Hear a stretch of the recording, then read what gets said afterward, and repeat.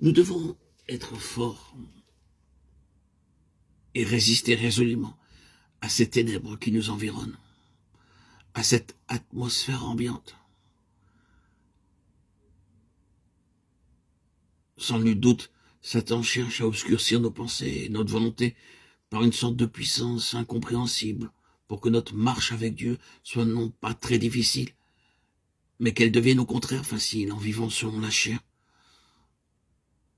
Nous trouvons très dur de servir Dieu fidèlement et de prier avec persistance, comme si quelque chose en nous s'élevait, nous empêchant de suivre le Seigneur Jésus jusqu'à la fin, nous attirant vers le monde pour être d'accord avec lui.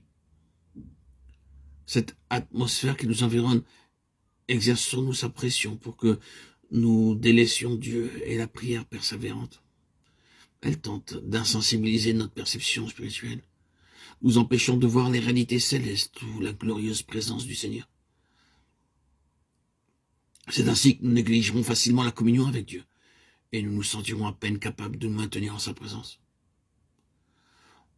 Nous avons déjà ressenti le début de ces influences. Les convoitises du monde tissent leurs filets et l'étendent sous des formes diverses autour des croyants. Ils se resserrent avec plus de force à mesure que le temps passe. Beaucoup de choses qui, pour la génération précédente, étaient impensables, se font maintenant sans aucune honte. Dans beaucoup de lieux de culte, il y a d'une part une résistance aux choses spirituelles, empêchant les réveils, d'autre part la porte ouverte à toutes sortes de festivités et de choses douteuses. Sur un plan général, nous voyons la foi diminuer partout dans le monde et l'apostasie croître. Bien sûr, nous reconnaissons qu'il y a encore beaucoup de lieux bénis par Dieu. Mais voyons la situation de l'Église dans son ensemble. Elle ne manque pas de refléter une triste image. Ayant vu ces choses, nous ne pouvons pas nous empêcher de crier à l'Église de Dieu de se lever, de se ranimer pour retourner dans la communion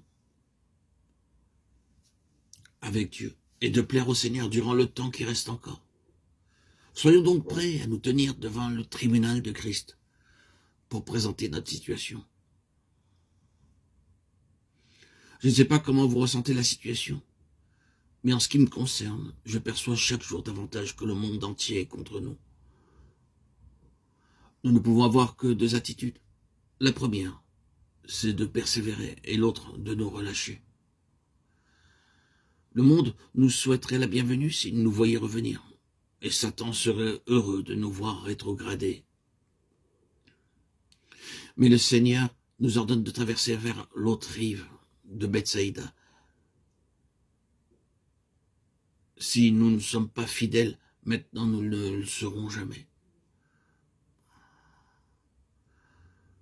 Beaucoup d'enfants de Dieu souffrent vraiment à cause du Seigneur et ils avancent solitaires sur le chemin. Puissions-nous être tels que l'écrivait autrefois un frère en Angleterre, certains vont vers le Seigneur en traversant des mers de sang. Voudrions-nous aller vers le Seigneur sur une chaise à porteur couverte de fleurs?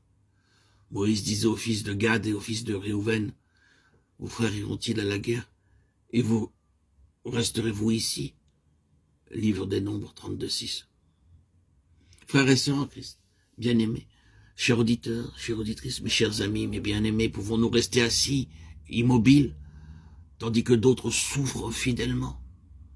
Ah, souffrir, oui, mais cela vaut mieux que de dériver.